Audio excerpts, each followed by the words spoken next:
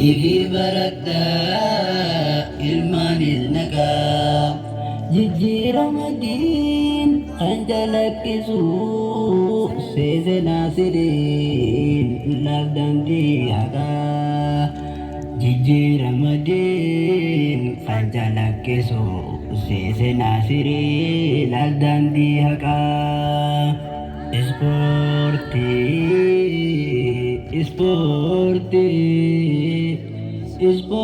Ispoortii gaachana islaamni balaan ittisu ittiin keenya namni xiyyatti hin baasu anaafisiifis waan barbaachisu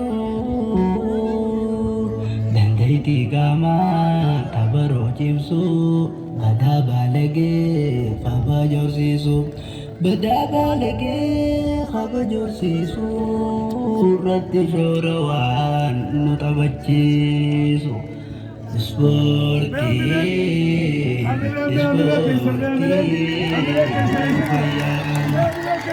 وبدانني ربي جالتو خنقوا كبو رواكتو مارشال آرتي اتيافو بدين gargaaru guyyaa gammachuu eebba marrakaa seesenaa siriin godhee wal argaa ispoortiin fayyaa eegumsa qaamaa ifi baradhaa ilmaanis maqaa ispoortiin guddina ispoortiin guddina gaddaa'u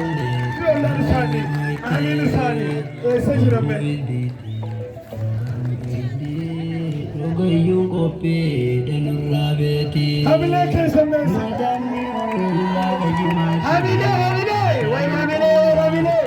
Way munashida hamilee. Way hamilee.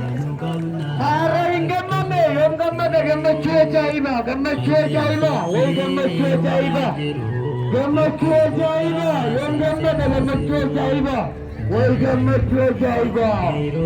Kayyoo saansa maashaallah manna gabbarsiisaa jiru obboleessa konkolaa jiru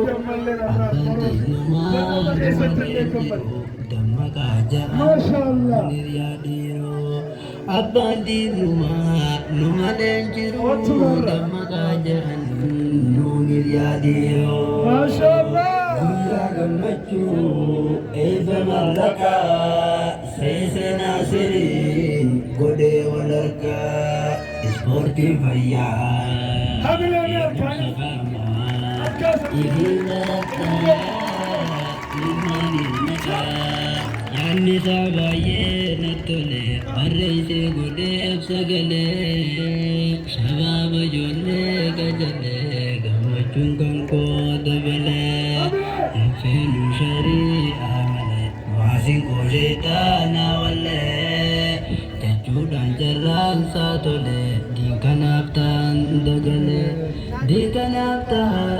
dagalee nattillee midhaan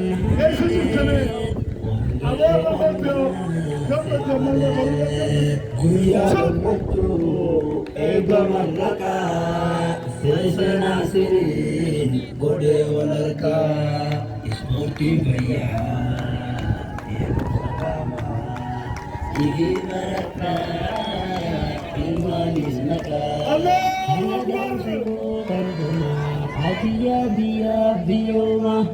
Ispoortiin qabeenya guddaa ispoortiin beekaa misoomaa jabaadhaa fuuldura deemaa ammatu caalaa nuu cimaa gosa barnootaa hundumaa xiqqaatus takkaa fi lama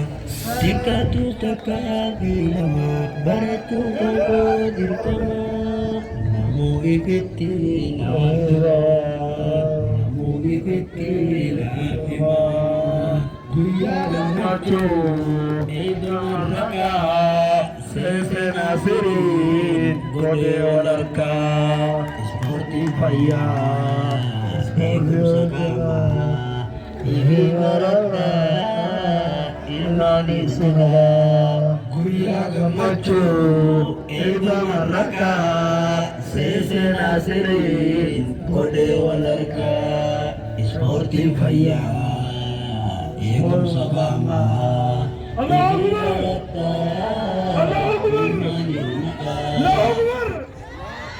ما شاء الله ما شاء الله. السلام عليكم ورحمة الله وبركاته.